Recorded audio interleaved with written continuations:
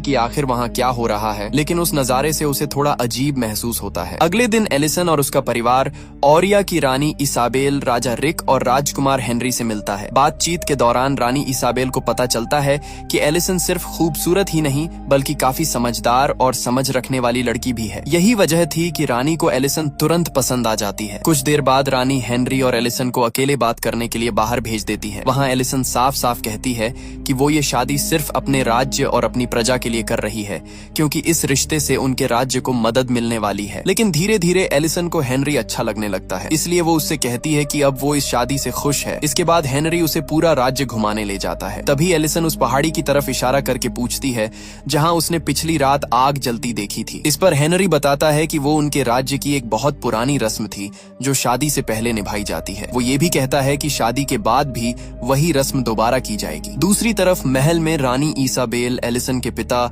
Hector के साथ शादी को लेकर एक समझौता कर रही होती है। लेकिन जब हेक्टर वहां से बाहर आता है तो उसके चेहरे पर खुशी की जगह परेशानी साफ दिखाई दे रही होती है। हेलेन उससे पूछती है कि आखिर बात क्या हुई। तब हेक्टर भारी मन से बताता है कि ओरिया राज्य उनकी बेटी के बदले उन्हें बहुत सारा धन देने वाला है। ये सुनकर माहौल अचानक काफी गंभीर हो जाता है, जैसे इस शादी के पीछे कोई बड़ा राज छुपा हो। लेकिन हेलेन को शुरू से ही इस पूरे रिश्ते में कुछ गड़बड़ महसूस हो रही थी। उसे लग रहा था कि ओरिया राज्य के लोग कुछ छुपा रहे हैं, इसलिए वो हेक्टर से पूरी सच्चाई जानने की कोशिश करती है। मगर हेक्टर बहुत तनाव में होता है और गुस्से में उसे कुछ भी बताने से मना कर देता है। हेक्टर का ऐसा बर्ताव देखकर हेलेन की चिंता और बढ़ जाती है। इसके बाद हेलेन खुद रानी इसाबेल से बात करने चली जाती है, लेकिन वहाँ उसके साथ बहुत बुरा व्यवहार होता है। रानी इसाबेल उसे नीचा दिखाने लगती है और उसके गरीब परिवार का मजाक उड़ाती है। वो हेलेन को ताने मारते हुए कहती है कि शादी के बाद उनका परिवार तुरंत महल छोड़ देगा। रानी की बातें सुनकर हेलेन समझ जाती है कि इस राज्य के लोग बाहर से जितने अच्छे दिखते हैं अंदर से उतने ही खतरनाक हैं। रात होते ही हेलेन सीधे एलिसन और फ्लोरिया के कमरे में जाती है। वो एलिसन को समझाने की कोशिश करती है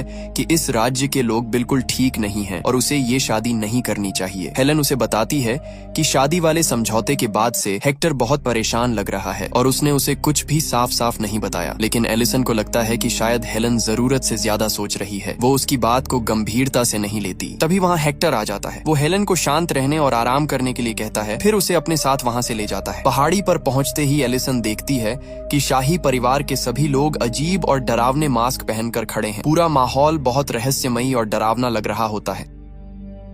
इसके बाद रस्म शुरू होती है। रानी एलिसन को एक सोने का सिक्का देती है और उसे गुफा के अंदर फेंकने के लिए कहती है।